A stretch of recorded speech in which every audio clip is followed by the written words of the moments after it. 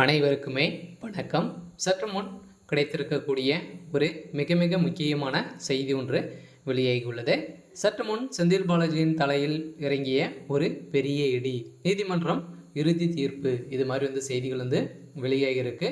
So ஏற்கனவே செந்தில் பாலாஜி அவர்கள் பார்த்திங்கன்னா அவருடைய வழக்கில் ஒரு தீவிரமாக போயிட்டு இருக்கு இல்லையா. ஸோ ஏற்கனவே வசமாக சிக்கி அவர் பார்த்திங்கன்னா ஒரு 471 நாட்களாகவே புழல் சிறையிலிருந்து இருந்து வந்திருந்த செந்தில் பாலாஜி அவர்களுக்கு இப்போ பார்த்திங்கன்னா ஒரு மிகப்பெரிய இடியாக தான் அண்ணாமலை அவர்கள் களத்தில் இறங்கி இப்போ செய்த ஊழல் வழக்கில் பார்த்திங்கன்னா வசமாக சிக்கிய செந்தில் பாலாஜி அவர்கள் பார்த்திங்கன்னா இப்போ மின்சாரத்துறை அமைச்சராகவும் மதுவிலக்குத்துறை அமைச்சராகவும் இருந்து வருகின்ற செந்தில் பாலாஜி அவர்கள் இதில் செய்த ஊழல்கள் அனைத்துமே பார்த்திங்கன்னா பட்டியலிட்டு இப்போ பாஜகவுடைய மாநில தலைவர் அண்ணாமலை அவர்கள் ஊழல் பட்டியல் வெளியிட்ட நிலையில் இப்போ அதிரடியாக செந்தில் பாலாஜி அவர்களுடைய தலையில் ஒரு மிகப்பெரிய இடியாக தான் இருக்குது. ஸோ இதை பற்றி தான் இந்த வீடியோவில் நாம் முழுமையாக பார்க்க போகிறோம்.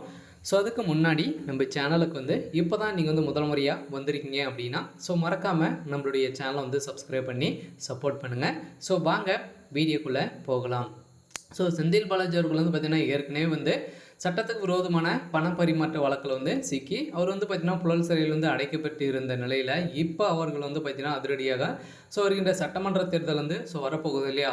அதுக்கு தகுந்த வேலைகளை திமுகவுடைய அமைச்சர்கள் அனைவருமே பார்த்து வருகின்ற நிலையில் தான் மக்களுக்கு எந்த ஒரு நடவடிக்கையும் எடுக்காத நிலை இப்போ திமுகவுடைய அரசு தான் நடந்துட்டு இருக்கு அப்படின்ற மாதிரி பேசப்பட்டு வருகின்ற நிலையில் தான் தமிழகத்துடைய பாஜகவுடைய மாநில தலைவர் அண்ணாமலை அவர்கள் இப்போ ஊழல் பட்டியலில் பார்த்திங்கன்னா இப்போ மின்சாரத்துறை அமைச்சராக இருக்கக்கூடிய செந்தில் பாலாஜி அவர்கள் மின்சாரத்துறையில் பார்த்திங்கன்னா ஒரு யூனிட் மின்சாரம் பார்த்திங்கன்னா 20 ரூபாய் அப்படின்ற மாதிரி வாங்கி வருகின்ற நிலையில் இப்போ பார்த்திங்கன்னா இதில் முறைகேடுகள் பார்த்திங்கன்னா நடந்திருக்கு அப்படின்ற மாதிரி அண்ணாமலை அவர்கள் வெளியிட்ட பட்டியலில் அதிரடியாக செந்தில் பாலாஜி அவர்களுக்கு ஒரு தலையில் ஒரு மிகப்பெரிய இடியாக தான் விழுந்திருக்க நிலையில் தான். இதன் அடிப்படையில் தான் நீதிமன்றம் போட்ட இறுதி தீர்ப்பால் ஏற்கனவே நிறைய வழக்குகள் சிக்கியிருக்கக்கூடிய செந்தில் பாலாஜி அவர்கள் இப்போ பார்த்திங்கன்னா ரீசெண்டாக சிக்கியிருக்க நிலை தான் இப்போ அவருடைய வழக்கை பார்த்திங்கன்னா அவருடைய கதையை முடியக்கூடிய அளவிற்கு தான் செந்தில் பாலாஜி அவர்களுக்கு